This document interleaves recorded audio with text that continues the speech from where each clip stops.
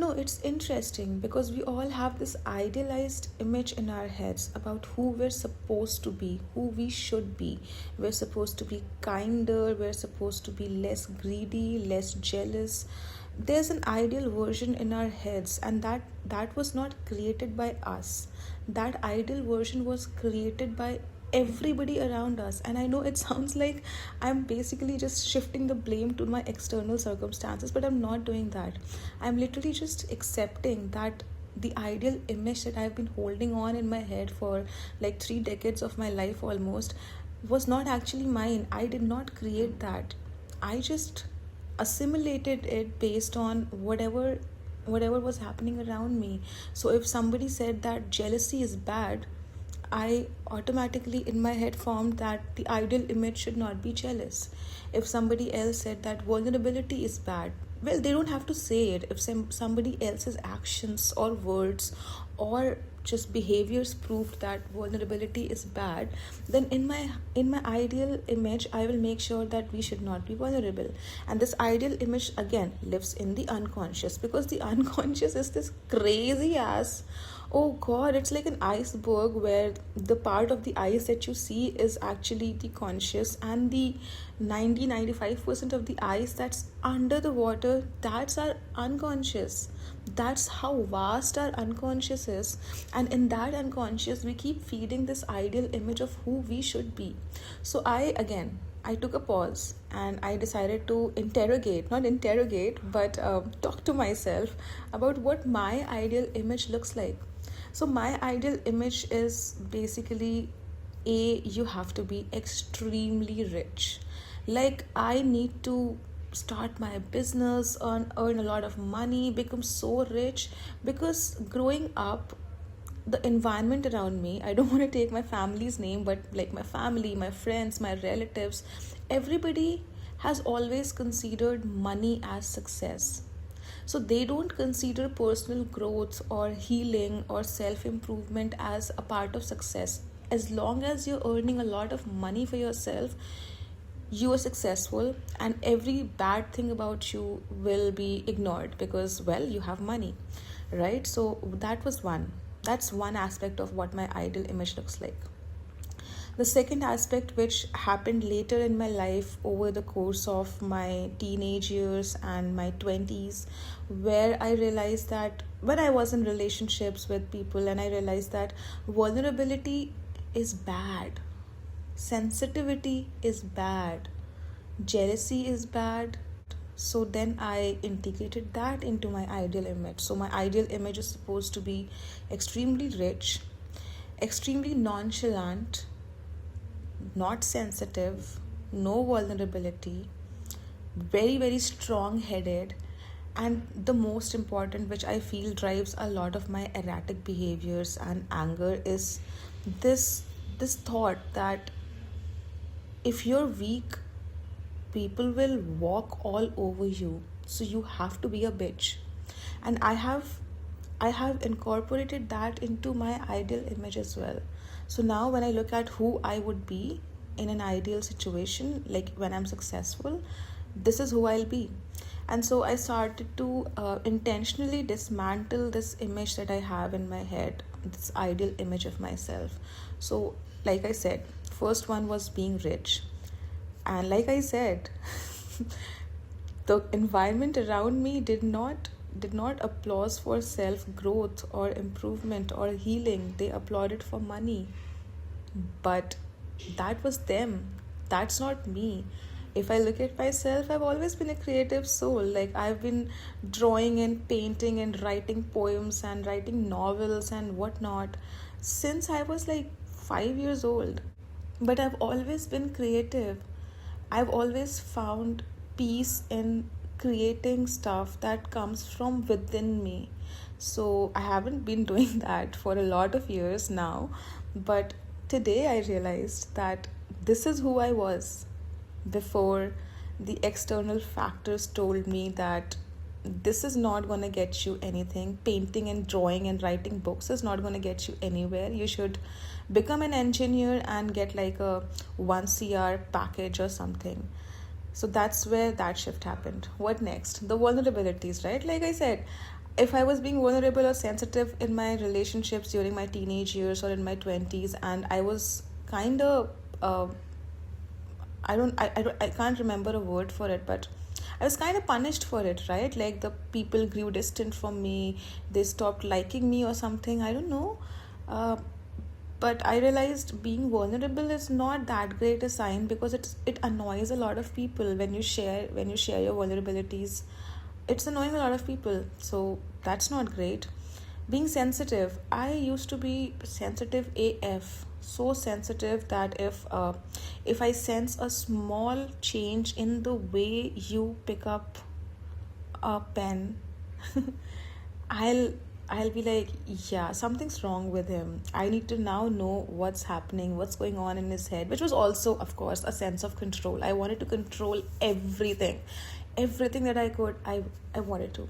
But anyway, the whole point of this thing is that I need to kill that ideal image of myself that's in my head, that's telling me who I'm supposed to be, that's that's holding me in contempt for not already being there. I heard this line in a video which really stuck by me. It said, when you're inspired by your own self, you actually work towards growing and you actually work towards getting somewhere better. But when you're inspired by your ideal persona, the ideal persona starts punishing you. Why are you not already there? So instead of helping you get there, it starts punishing you, and that's why it stops you from doing stuff. So today I am killing that persona, that ideal persona that's in my head, that ideal image. I'm killing that today. What does that mean? It means I will not be driven by money or better jobs or having my own business. I'll be driven by what I want to do in that moment, in that present moment. So I don't want to make plans for my future. I don't want to hold grudges from my past. I just want to live in this present moment, and money will not drive that. I will drive that. So that's one. Second, vulnerability. Oh, this is gonna be a tough one, because because being a bitch is really working out for me well. It's really working out well for me. People don't approach me anymore. Nobody bothers me anymore. I can live in my own cool bubble, which I know sounds wrong, but I can. But I need to kill that part of it. And how do I do that? How do I become vulnerable? Okay, every time I think of anything, I always imagine myself implementing that in my office. But I forget that I have a life outside of this office. So in my office, I can have this persona of the office persona, but with the people closer to me, I can start being a little more vulnerable. So, okay, that's there. Third is sensitivity. Sensitivity is not bad. It's just that sensitivity used to drive anger within me, and that anger used to make me do really horrible stuff. So, I think I need to separate sensitivity and anger in my head. And feeling emotions and feeling things is not a bad thing. In fact, the reason I can talk so much about anything in the world is because I feel so much that I always have thoughts around any topic or anything that I come across. So, sensitivity is not bad. In fact, sensitivity is like, it's so cool. I just need to separate it from anger, from that sense of control that, oh, I should be doing this if I'm feeling this. I need to separate it from that, but basically sensitivity. And I also came to know about something else, which is that every time we replay a traumatic memory from our past, what our subconscious does is it keeps on adding more layers and more stories and more narrative to the entire incident. So when the incident actually happened, it was just another incident, but every time you narrated that, you had this internalized victim complex within you, that, oh, somebody did really wrong to me and it was not my fault. I didn't do anything, but somebody still did it. And we do that because we want to shift the blame to the external side. We want to be like, no, I was not responsible for this. Some external factor made me do this, and that's why I'm so broken right now. And that's why I'm losing agency over myself. But when you do that, every time you narrate the story to somebody, when you keep adding more and more narratives and angles and emotions to it, you are no longer talking about that wound. You have become that wound. Now your entire personality is just that one traumatic memory of real life. And that's crazy, right? Because I have been doing that. Things that happened in my past that were not really great, but not that bad also. Like they were okay only. But every time I narrated that to somebody, in order to get in that victim complex, I kept on adding layers to the stories. Like, oh, how this was also present and this particular aspect was also to be considered and whatnot. And by the end of it, I myself started believing it, that oh yeah, I was a victim. And that just means I gave the power away to the person who did this. So I need to stop doing that. So yesterday I went back to a really traumatic incident of my life and I rewrote it. I looked at it from a distance and I realized that the person who wronged me, their life was sad. So I don't wanna I don't wanna hold grudges against somebody who's that sad and miserable in their old lives, because well, we're all trying to live here. I don't. And this, again, just to clarify, this is not an ego trip. I'm not feeling like I'm better than them. I'm just feeling like in that moment, whatever happened, I have control over it. I always had control over it. I always had power about it. And I have to stop giving that person the power over me. I'm not comfortable sharing right now.